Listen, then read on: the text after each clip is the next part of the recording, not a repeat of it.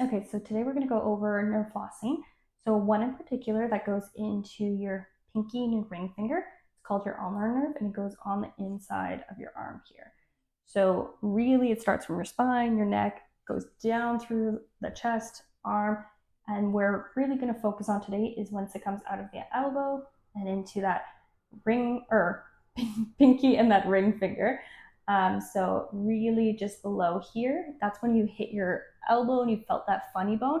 That's actually your ulnar nerve just getting irritated in that moment because it's a little exposed from the bone. So I do find that sometimes if people are stuck at their desk or have any position that like maybe they're resting your elbow on a table here, this can really cause some friction and irritation to this nerve.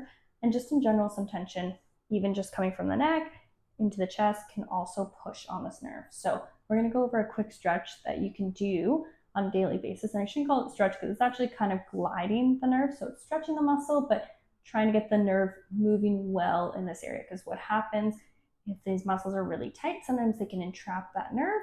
And that's where we start to get the numbness, tingling, or pins and needles into those areas. So for this one, we want to really bring our two fingers that we were talking about, pinky and ring finger.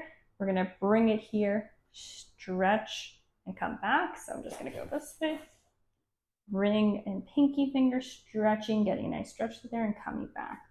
I think this way is actually a little more clear. So stretching that inside, moving through here, and coming back. So we're spending like 2-second hold, coming back.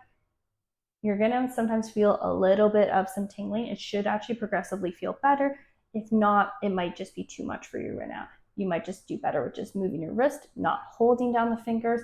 So wherever you're at, whether you can do pulling the fingers back, coming here, or if you have to kind of glide and come back, that's okay.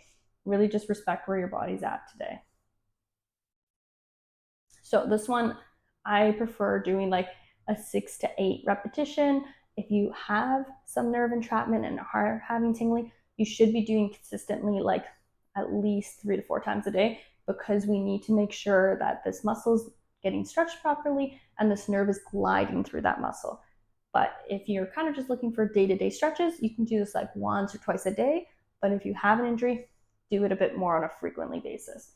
So stretching like this or holding the finger and coming back. Give that a shot.